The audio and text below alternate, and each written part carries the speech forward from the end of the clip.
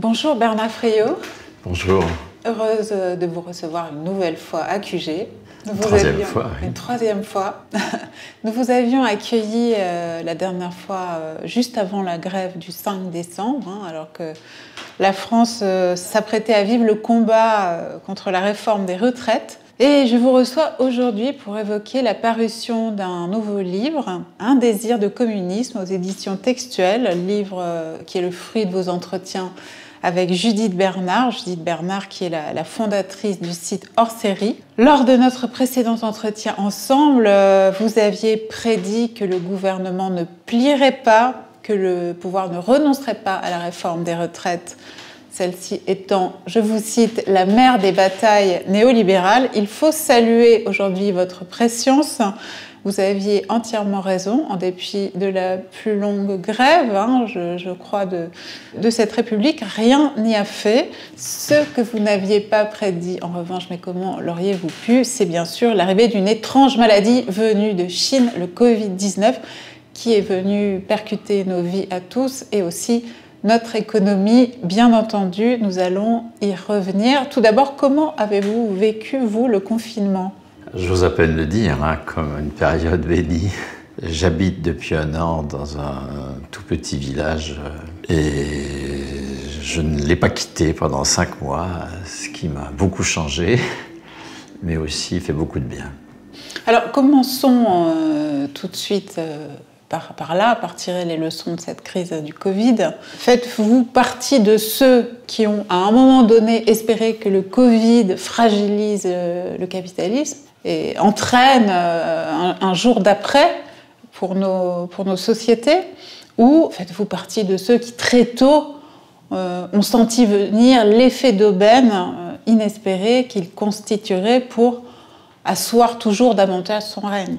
Je pense que les deux propositions sont exactes. Je pense que, évidemment, on le voit tous les jours, la pandémie est utilisée dans une stratégie du choc pour revenir sur des droits et en particulier relancer la réforme des retraites, mais il y a aussi des atteintes fondamentales à la fonction publique avec la loi sur l'enseignement supérieur et la recherche, par exemple.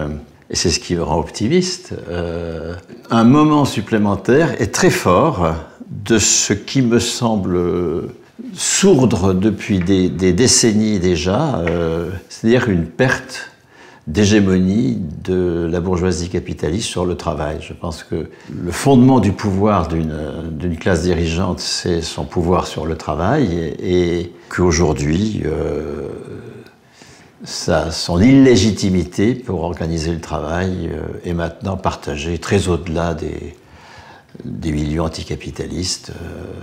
Il y a un tel constat du mur dans lequel est en train de nous faire courir la bourgeoisie capitaliste dans son organisation du travail qu'elle a perdu cette légitimité. Alors, la perte de légitimité, ça peut se traduire aussi par une perte de repères pour beaucoup de travailleurs, avec des risques à la fois d'utilisation comme stratégie du choc de la pandémie par la classe dirigeante, évidemment, des risques de confier son destin à un sauveur suprême. Enfin, il y a tout est possible dans des situations aussi ouvertes. Et c'est pour ça d'ailleurs que j'essaye de mettre un mot sur l'anticapitalisme, sortir de ce mot vide, le post-capitalisme, l'anticapitalisme, et de le remplir du mot communisme.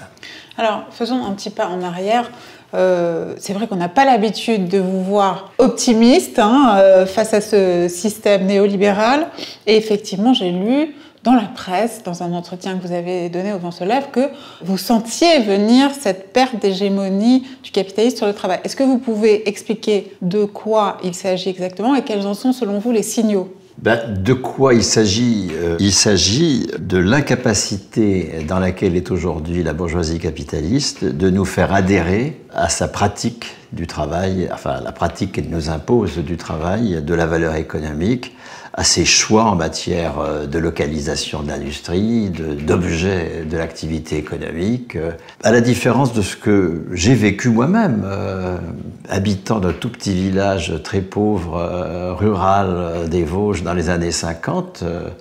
Mais enfin, nous avons tous marché dans l'agro-business parce que ça nous sortait de la pauvreté. Et quand on entendait à la radio les performances des clubs sportifs des villes de la sidérurgie Lorraine, clubs qui avaient été mis en place par l'impôt sur les entreprises, par des mairies communistes dans les lieux de la sidérurgie, on partageait l'adhésion des ouvriers de ces communes, pris dans un environnement social positif relativement à la pauvreté qu'ils avaient connue, à la sidérurgie telle que le capital de l'époque l'organisait. Enfin, il n'y avait pas il y avait contestation de la répartition de la valeur, contestation du pouvoir politique de la bourgeoisie, toutes ces contestations-là existaient, mais il n'y avait pas contestation sur l'objet même du travail, sur le fait même qu'il y ait travail selon la loi de la valeur capitaliste. Il n'y a pas contestation de tout ça. Aujourd'hui, enfin, écoutez, pour prendre des exemples récents, je rencontre des jeunes qui ont été des gagneurs pendant 10 ans dans la finance de la City, et qui sont là, qui reviennent et qui disent « on ne nous y reprendra plus ». Enfin, on s'est fait avoir.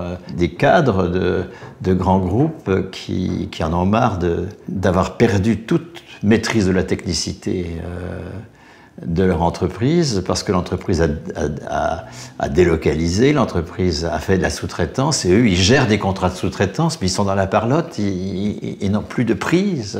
Je ne parle pas de tous ceux qui sont dans la souffrance au travail, et ils sont quand même archi nombreux, soit parce qu'ils aiment leur travail mais ne peuvent pas le faire, les enseignants, les soignants, etc., soit parce qu'ils n'aiment plus le travail tel qu'on leur fait faire, ils n'adhèrent plus à... Donc cette souffrance au travail, cette exaspération devant la capacité de bien travailler n'est pas encore aujourd'hui transformée en une détermination à devenir souverain sur le travail et en finir avec cette perte. Mais comme je l'ai dit tout à l'heure, le mot perte n'est pas forcément bon non plus, parce que il n'y a jamais eu pouvoir sur le travail en réalité, mais ça n'était pas précisément l'objet des mobilisations collectives dans les années 50, 60, 70, lorsqu'il y avait offensive sur des droits. De suite, nous avons conquis des droits dans les mobilisations de ces années-là. Depuis 40 ans, on ne conquiert plus aucun droit, mais ça n'a pas entraîné encore jusqu'à présent un déplacement de l'action collective vers la conquête du pouvoir sur le travail, qui est pour moi le nouveau point à l'ordre du jour, et c'est pourquoi j'essaye de remplir le mot anticapitalisme, pôle capitalisme, qui sont des mots vides, d'un contenu communisme.